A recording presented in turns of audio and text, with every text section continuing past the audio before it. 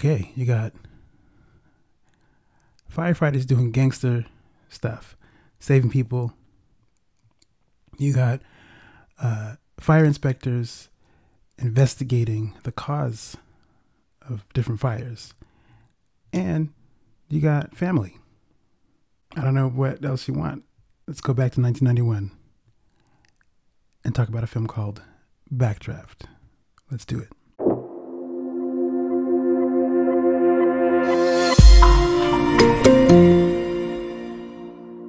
This is another childhood movie we watched when my siblings and I were kids.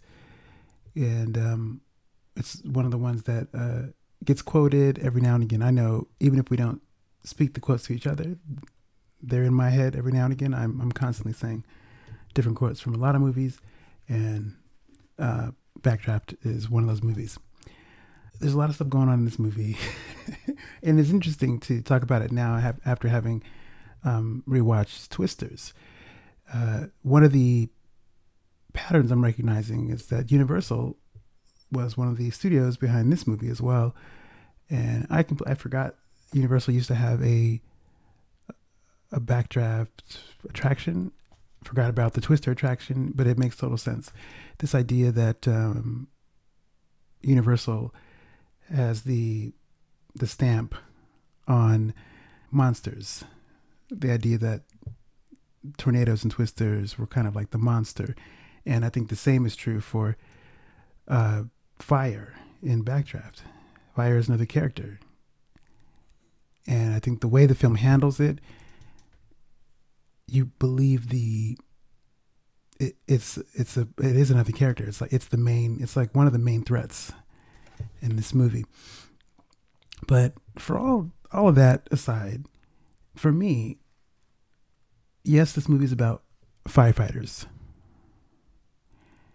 but it's also about family.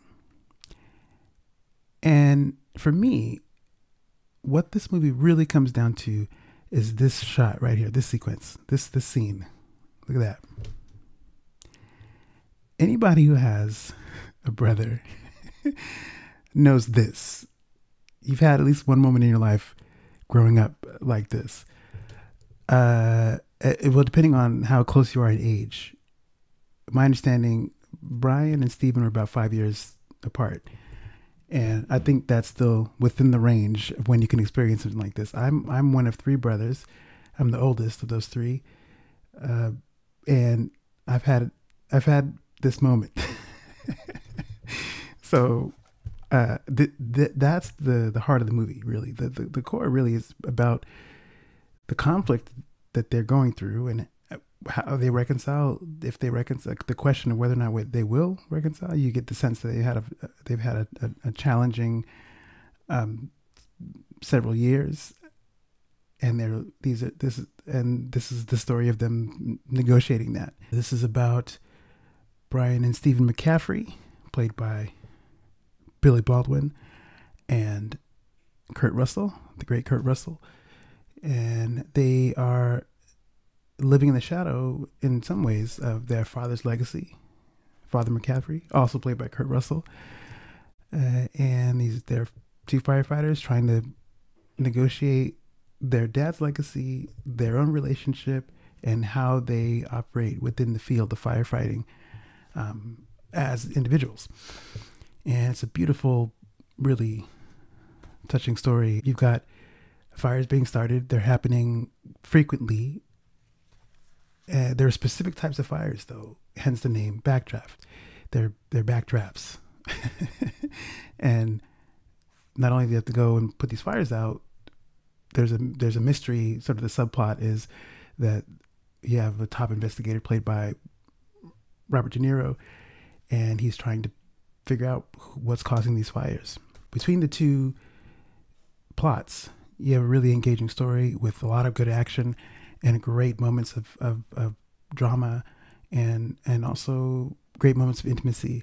And it's certainly it's a good film. I hadn't watched it in a very long time. It's been a long time, many years, probably decades, since I'd last sort of watched it from beginning to end. And watching it now, I watched it a lot as a kid, but watching it now as an adult, there are other things that I can appreciate that I hadn't when I was a young person.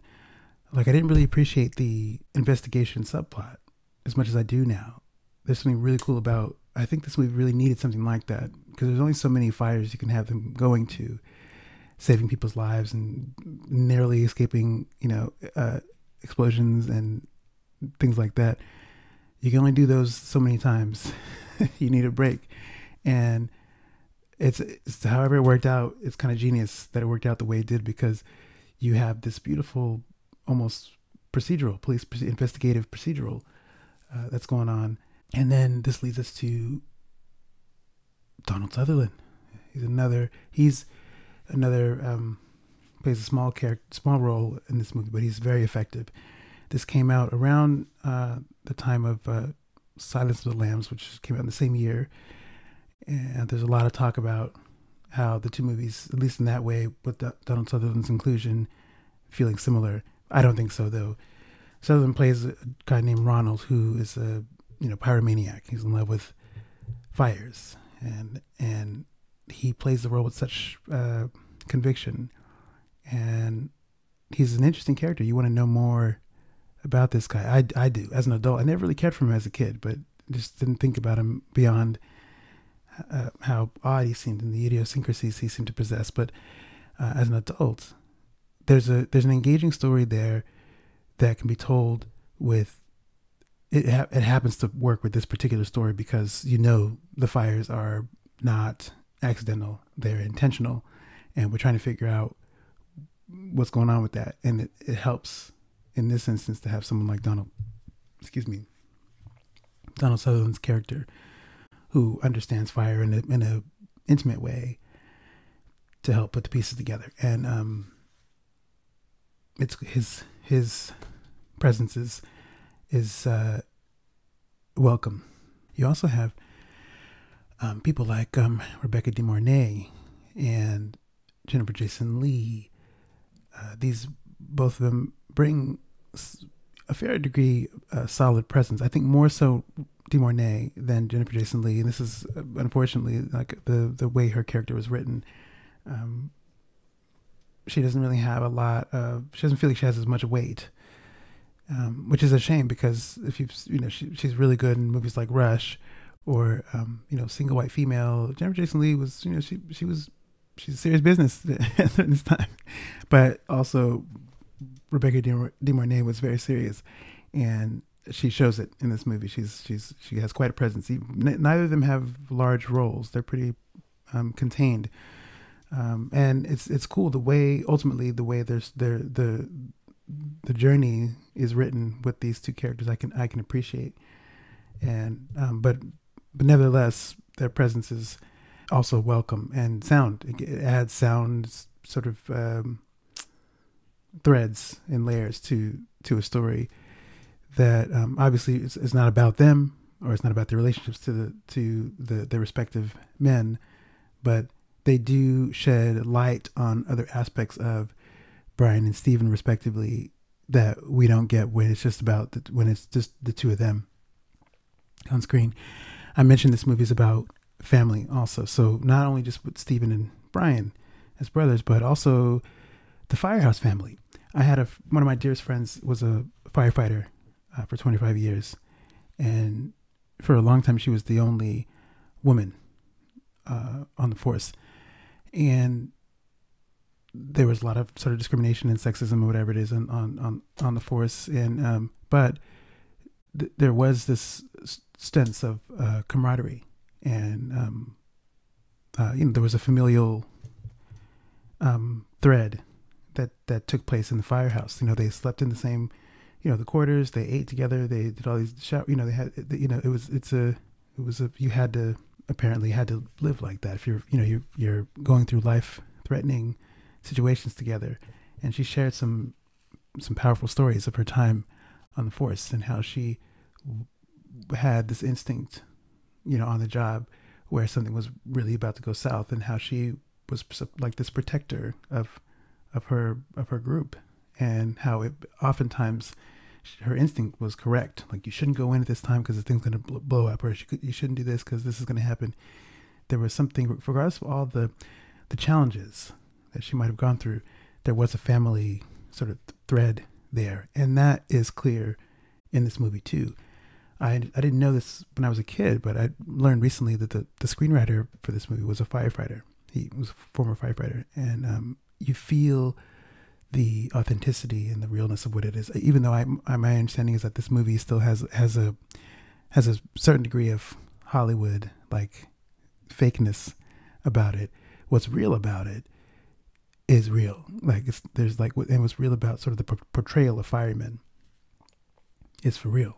And how could it not be when you have someone who knows that world, even down to the terminology, like, and just phrases people use, the call signs for people, and terms for nicknames for firefighters, like smoke eaters, and you really get a sense of the lay of what it is to be a fireman in Chicago at that particular time at that firehouse. It's like it puts you right up in there. And speaking of being put right up in there, the action sequences in this movie put you right in there. Those guys are going into burning buildings, and the way it's shot and the way it's staged, very well done on a technical level, but also just visually, it's pretty mind-blowing. How, again, like with Twister, the resources they had were limited to what they could do at that time. There might be, my understanding, I think, if I remember correctly, one computer-generated fire, maybe, if that, in the movie. But everything else is real. And unless I know they're going to make a remake with Glenn Powell, which whatever. I'm not gonna knock it because I haven't seen it yet. So, but I'm sure it'll be thrilling. And Glenn Powell is good. We know he's good. He's a beautiful man, and he's a good actor. It's gonna be a solid movie. Having said that, Ron Howard directed the heck out of this movie. I don't know how. Why would you remake it? Again, this is maybe. I'm open, right? I don't like to be like, oh, I'm a traditionalist. Although this movie is good, it's good. Like, it's very good. So when it comes to the effects, practical or otherwise, not that they couldn't do fantastic practical effects today, because obviously things have been pushed further along than they were in 1991. There's a lot that can be done easily, probably for less money, whatever. Which brings me to, there's probably going to be a lot of CGI fires in the new one. Which is whatever. If it looks convincing, whatever. What the heck? It's just when you know that a lot of this stuff here was grounded in real, there's something to be said for that. And so right now, this movie was always like a, never mind, there is some sentimentality attached to it because it was a childhood movie, but also watching it as an adult, I can appreciate it for what it is also. And it is actually on its own a solid movie. It's a good movie. So I recommend, if you have not seen Backdraft and you want to see this one before the Glenn Powell one comes out, I recommend you watch it. Kurt Russell is amazing in this movie. He does some fantastic acting. William Baldwin is also very good. And obviously Donald Sutherland's good. But also, I mentioned how beautiful Glenn Powell is. But Kurt Russell and William Baldwin are also not, they're not bad to look at either. They're so just something to think about. They really, they're looking like they're good looking firefighters. So that's the other thing. But you know who kills in this movie, who I didn't mention? Robert De Niro murders in this movie. He has a smaller role than he might usually have in another movie, but he has a great monologue about fire, and it's the way he approaches. When you look at all the characters Robert De Niro's played, this is one of the more unique ones, I think, because he plays a guy who keeps his head down and is about the work, and really like there's an element of it that's, even though he's in it, fire inspector, there's an element of it that feels almost like Manhunter, the movie Manhunter. You've seen that, or obviously Silence of the Lambs, but I think Manhunter more so because he's a guy who talks to the fire and he talks to like the crime scene. If you've seen Manhunter, you know what I'm talking about. There's this idea that you have an investigator coming in to investigate what's happening, and you're almost talking to the killer's not there, the culprit is not there, but you're in the space trying to piece together what's happening, and you talk it through, and it's like you're playing chess with this person who's not there, but you know that the moves are already made, and you're there trying to make your moves. And I actually really enjoyed that about the way De Niro plays it. He leans into that, and also the way that element, that B plot of the film is structured. That's the one thing that, like I mentioned, I appreciate that much more as an adult. There's something about it that feels like, wow, there's a movie there. There's a movie that's there, but I like that it's a part of this movie, that it's not separate. I think this movie needed that just to sort of help round everything out. But De Niro is excellent in this movie, so highly recommend watching it just for that, because he's great. Anyway, I think I've done enough talking about this movie for now, but give it a think. If you're looking for something to watch one night, I highly recommend it. It's a good movie. Ron Howard he's a visionary, and this movie is another example of his skill, and how he helms this picture is something to behold for sure. But I leave you with this. That's cool. Like, if you've seen, look, that's probably one of the coolest shots, and that's cool. So if you want to see some cool stuff, watch the movie for that, for that, because it's pretty cool, but also it's emotionally resonant. And I think if you have siblings, it may hit a little bit harder for you. It does for me, but also it's just a darn good movie. So with that, I will leave you there. Got more reviews coming up pretty soon. But in the meantime, I'm getting out of here. I'll see you in the next one.